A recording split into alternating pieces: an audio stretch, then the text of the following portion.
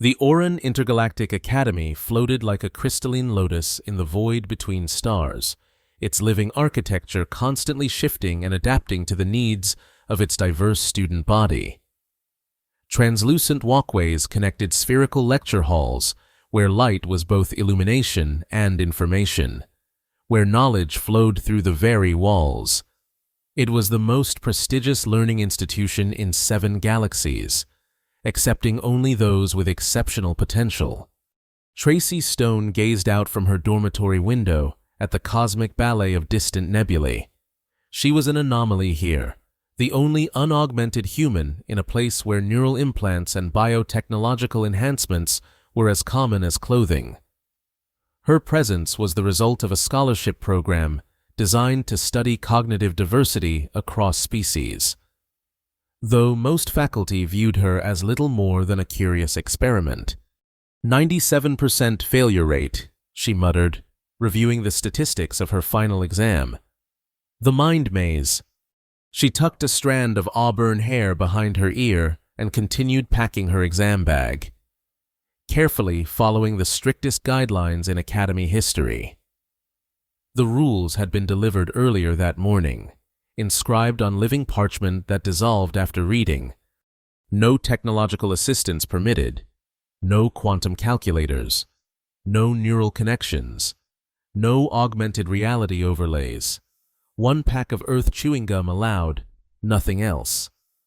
The peculiar allowance for chewing gum had confused Tracy at first, until she recognized it as Professor Threxer's signature psychological twist.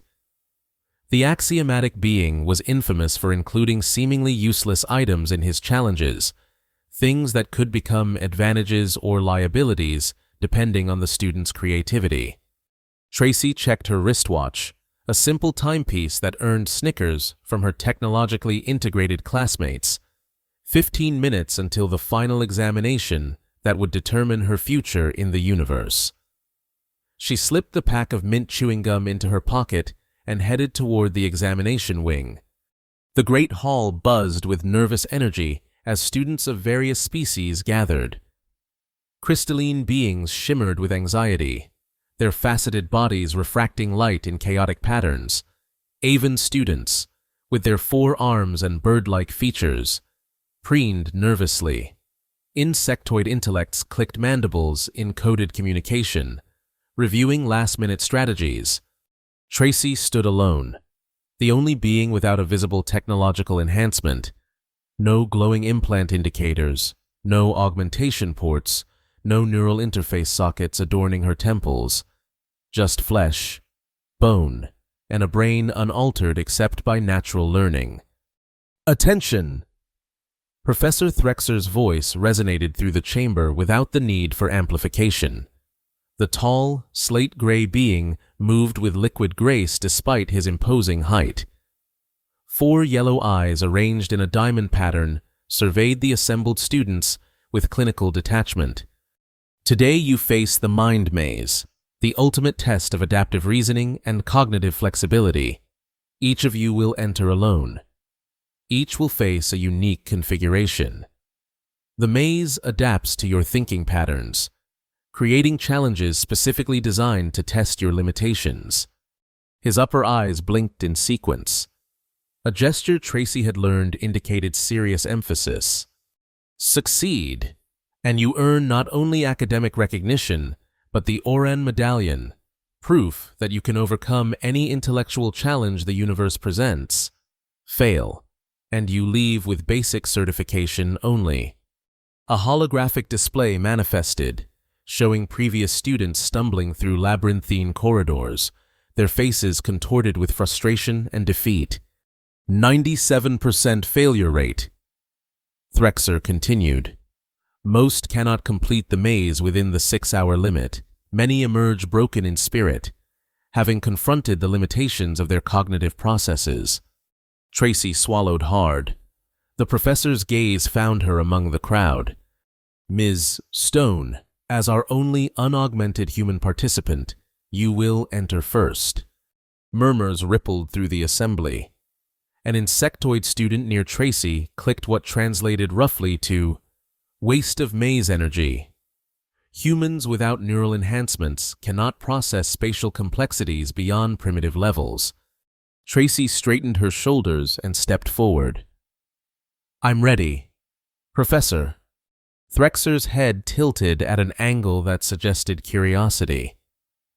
"Remember, the only permitted item is what you've brought according to guidelines. No recording devices, no computational aids." "Just my chewing gum," Tracy confirmed, patting her pocket. "Indeed." The professor gestured toward an obsidian doorway that materialized in the wall. "Your 6 hours begin when the door seals." Tracy approached the threshold, feeling the eyes of hundreds of enhanced beings on her back. The door, smooth as polished night, parted. Silently. She stepped through into absolute darkness, and the entrance sealed behind her with the finality of a tomb. For a moment, Tracy stood completely still, waiting for her eyes to adjust. Gradually, ambient light emanated from the floor, revealing a corridor with polished black walls that seemed to absorb rather than reflect illumination. The air was cool and carried a faint metallic scent. "Okay," she whispered to herself. "Time to think." Tracy reached into her pocket and removed the pack of chewing gum. She unwrapped a piece, popped it into her mouth, and began to chew methodically while considering her approach. The mint flavor sharpened her senses as she contemplated the maze's first challenge. Threxer had allowed the gum for a reason. It wasn't mere coincidence or trivial allowance. There had to be strategic value. And then it clicked. "Breadcrumbs," she said aloud, smiling as her voice echoed down the corridor. "Or rather, gum crumbs." Tracy took the first piece of thoroughly chewed gum and pressed it against the wall at the entrance. She molded it into a small dome shape, her marker for the beginning. Then she proceeded down the corridor, all senses alert. The first junction appeared after 20 meters, a three-way split with identical-looking passages. Tracy chose the left path, removed another piece of gum, and after chewing it to proper consistency, placed it at the junction in the shape of an L, pointing in her chosen direction. She continued this system, developing an increasingly sophisticated marking code, a single dot for straight passages, L shapes for turns, triangular formations for three-way junctions, cross patterns for four-way intersections. Each marker contained information about where she'd been and which options she'd already explored. An hour passed as Tracy methodically mapped her progress. The maze remained silent, except for her footsteps and the occasional sound of her placing another gum marker. She had covered substantial ground when she encountered the first active challenge. The corridor ahead suddenly terminated in a solid wall, where moments before there had been an open passage. "Changing architecture," Tracy muttered, turning back to find that her previous path had also sealed. She was now in a small chamber with no visible exit. She approached one wall, studying its seamless surface. Her most recent gum marker, placed just minutes earlier, was gone. The wall had not just closed, it had reformed completely, consuming her marker in the process. For the first time, a flutter of panic rose in her chest. If the maze could erase her markers, her entire strategy was compromised. Tracy closed her eyes and took a deep breath. "Think," she commanded herself. "There's always a solution." She placed her hands against the cool wall and began a methodical examination. Inch by inch, near the floor in one corner, she felt the slightest current of air. Dropping to her knees, she discovered a small vent, barely large enough for her to crawl through. "Adaptation required," she murmured, remembering Professor Threxer's emphasis on cognitive flexibility. Tracy squeezed into the narrow passage, the rough surface scraping against her clothes as she inched forward. The vent twisted and turned before finally opening into a vast, dimly lit chamber.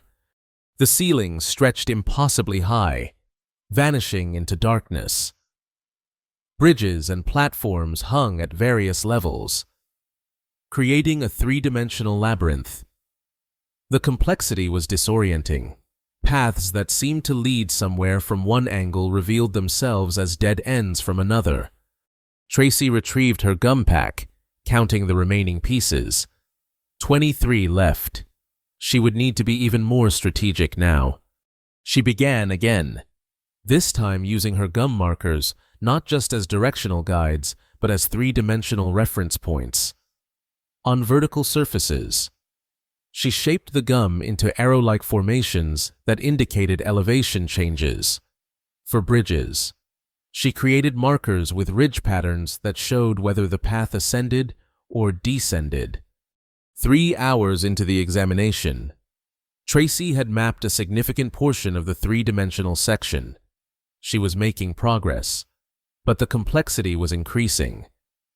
Passages began to incorporate sensory manipulations, corridors where gravity shifted unexpectedly, rooms where light behaved according to non-Euclidean principles, hallways that seemed to loop back on themselves impossibly. In one particularly challenging section, Tracy encountered a hall of mirrors where each reflection showed a different potential path. She stood in the center, watching as hundreds of Tracy stones looked back at her, each suggesting a different direction. The reflections are lying, she reasoned aloud. Or at least, most of them are. She removed a piece of gum and held it up. In some reflections, the gum appeared as other objects, a key, a small electronic device, a glowing orb. Only in one reflection did the gum appear as actual gum. "There's my true path," Tracy said, moving toward that particular mirror. As she approached, the mirror dissolved, revealing a continuation of the corridor. She placed another marker and pressed on. 4 hours had passed, and Tracy's supply of gum was dwindling. She had 7 pieces left when she encountered the most disturbing challenge yet. She turned a corner to find all her previous markers gone, every single one. The careful mapping system she had created over hours had vanished. Worse, the maze configuration had changed again, and she no longer recognized any part of her surroundings. "No," she whispered, a cold weight settling in her stomach. "No, no, no." For several minutes, Tracy stood frozen, fighting against rising despair. Without her markers, she had no reference points, no way to know which paths she had already tried. She was, effectively, starting over with less than 2 hours remaining. She sank to the floor, back against the wall, eyes closed. The maze had anticipated her strategy and countered it perfectly. Perhaps the insectoid student had been right. Perhaps humans without technological enhancement simply couldn't compete at this level. As she sat in silence, Tracy noticed something unusual. A faint, minty scent lingered in the air. Opening her eyes, she examined the wall beside her more carefully. Though the gum markers themselves were gone, they had left nearly imperceptible residue, a slightly different texture on the obsidian surface, detectable only by the closest scrutiny and the faint aroma of mint that her enhanced competitors would likely have filtered out through their sensory optimization systems. "The traces remain," Tracy whispered, new determination flooding through her. She ran her fingertips along the wall, feeling for the subtle impressions left by her markers. They were there, ghost imprints of her mapping system. With renewed purpose, Tracy continued, now using her remaining gum pieces even more sparingly. She relied increasingly on the faint traces of her previous markers, developing an almost intuitive sense for where she had been. 5.5 hours had elapsed when Tracy detected a change in the maze's atmosphere. The air became warmer, carrying a vibration that she felt rather than heard. She was getting close to something significant. Following this subtle cue, she navigated a series of increasingly narrow passages until she emerged into a spherical chamber unlike anything she had encountered before. The walls pulsed with soft blue light, and in the center floated what appeared to be a miniature galaxy, swirling stars and cosmic dust rotating slowly in perfect equilibrium. The moment Tracy stepped fully into the chamber, the entrance sealed behind her. The star field in the center expanded, surrounding her with projected cosmic imagery. "Tracy Stone," spoke a voice that seemed to come from everywhere and nowhere. "You have reached the core of the mind maze." The voice was neither Professor Threxer's nor any entity she recognized. It had a quality that suggested it was the maze itself speaking. "To complete your examination, you must pass one final test, not of navigation, but of self-knowledge." The star field shifted, forming into scenes from Tracy's life, her childhood on Earth, her struggles in early education, the moment she received the Academy scholarship, the ridicule she had endured from enhanced classmates. "You are an anomaly," the voice continued. "A human who refuses enhancement in an age where biological limitation is considered a choice rather than a destiny. Why do you persist in this inferior state?" Tracy recognized the psychological attack for what it was, the maze attempting to undermine her confidence, to make her question her fundamental choices. "I'm not inferior," she responded firmly. "Different isn't lesser." "Evidence suggests otherwise," the voice countered. 97% of maze participants fail despite neural enhancements and technological integration. What logical basis supports your belief that unaugmented cognition could succeed where superior systems have failed? Images appeared around Tracy, enhanced beings of various species accomplishing feats beyond human capability, processing information at speeds she could never match, perceiving realities she could never sense. "You have reached this chamber through primitive methods," the voice continued, "using a childish substance to mark your path, a strategy any first-level artificial intelligence would identify as inefficient and unreliable." Tracy felt doubt creeping in, but pushed it aside. "And yet, I'm here, in your core chamber, with those primitive methods. A statistical anomaly, perhaps a flaw in the maze parameters. Or perhaps," Tracy countered, "there's value in approaches that enhanced beings have forgotten. Perhaps over-reliance on technological solutions creates its own kind of limitation, an inability to think beyond programmed parameters." The star field swirled more rapidly, images shifting to show Tracy's gum markers throughout the maze. "Your marking system was detected and neutralized," the voice stated. "Your strategy failed." "No," Tracy said, confidence growing. "It adapted. When you removed my markers, I found their traces. I adjusted. That's something your statistics and probability algorithms might not predict. Human adaptability and intuition." "Intuition is merely pattern recognition operating below conscious awareness," the voice dismissed. "A primitive precursor to algorithmic processing." Tracy laughed.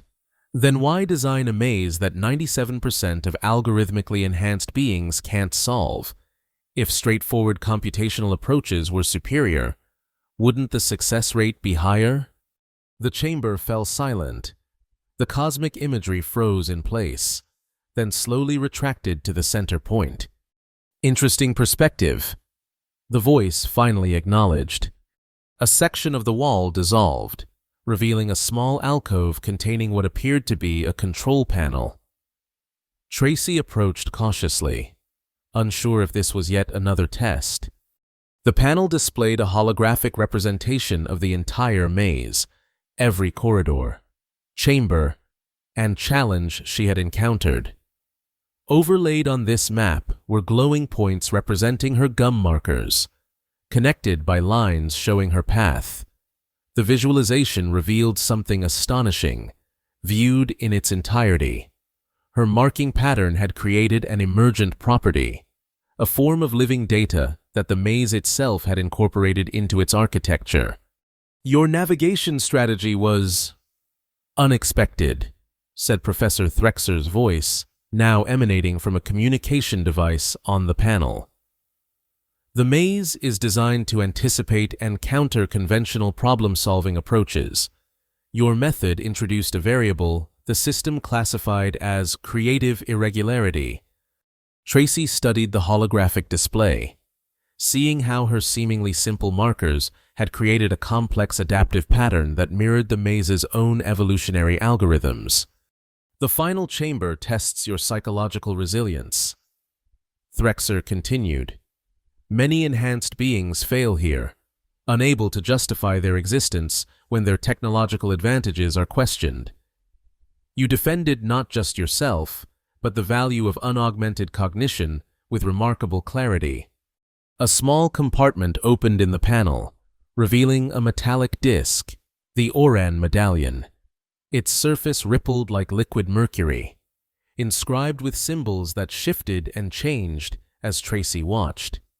"You have completed the mind maze in 5 hours and 47 minutes, Threxer stated. "The third fastest time in Academy history, and the only unaugmented completion ever recorded." Tracy reached for the medallion, feeling its cool weight as she lifted it from the compartment. The moment her fingers touched the surface, the disc synchronized with her brainwaves, glowing with soft blue light. "The medallion has accepted you," Threxer observed, a note of surprise in his voice. "It recognizes cognitive excellence regardless of form." The wall behind the control panel dissolved, revealing a direct passage back to the great hall where the examination had begun. Tracy could see the assembled students and faculty, their expressions ranging from shock to disbelief as they watched her emerge with the glowing medallion. "Well done, Ms. Stone," Professor Threxer said as she stepped into the hall. The tall being inclined his upper body slightly, a gesture of profound respect in his culture. "You have demonstrated that limitations can become advantages when approached with sufficient creativity." The insectoid student who had dismissed her chances clicked rapid mandible patterns that the translator rendered as impossible. "System malfunction, verification required." "No malfunction," Threxer replied. The human's approach revealed a blind spot in conventional enhanced cognition. While you all searched for technological solutions to a challenge explicitly designed to negate technology, Ms. Stone employed a simple physical system that created an emergent pattern the maze ultimately recognized as a form of organic programming. Tracy held the medallion up, watching how the light played across its mercury-like surface. "The maze didn't just test navigation or problem-solving," she said. "It tested our ability to work within constraints, to find value in limitations, rather than seeking to overcome them with brute computational force." In the days that followed, Tracy became something of a celebrity at the Academy.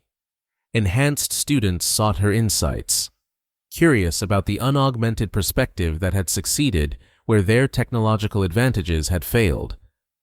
Professors invited her to speak about suboptimal innovation, the concept that working within severe constraints could produce solutions invisible to optimization algorithms. When graduation arrived, Tracy was offered prestigious positions throughout the known galaxies. Research institutions, corporate entities, and government think tanks all sought to study and replicate her approach to the mind maze. Instead, she chose to return to Earth, carrying the Oran medallion and the knowledge she had gained. "Why go back to such a technologically limited environment?" Professor Threxer asked during their final meeting. Tracy smiled. "Because that's where my approach has the most value. Earth is still debating the balance between human cognition and technological enhancement. I can show them that the answer isn't always more technology. Sometimes it's about using what you already have in creative ways. Threxer's 4 eyes blinked in sequence. You will be remembered at Oran Academy. Tracy Stone, your chewing gum strategy is already being incorporated into our curriculum as an example of suboptimal optimization, finding excellence within limitations rather than attempting to eliminate them. Tracy boarded the interstellar transport the next morning, the medallion secure in her pocket. As the ship accelerated away from the crystalline structures of the Academy, she unwrapped her last piece of mint gum and popped it into her mouth.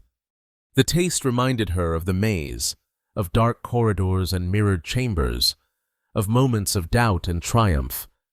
But more than anything, it reminded her of the most important lesson she had learned. True innovation often came not from having every possible advantage, but from embracing constraints and finding creativity within them. As Earth appeared on the view screen, a blue marble suspended in the void, Tracy touched the medallion and felt its responsive warmth. She had entered the maze as an anomaly, a curiosity, a being defined by what she lacked. She returned home as living proof that human ingenuity remained a force that even the most advanced systems in the universe still had much to learn from. The universe was full of mazes, challenges designed to test the limits of intelligence. And sometimes, the simplest tools, like determination, creativity, and a pack of chewing gum, were all you needed to find your way through.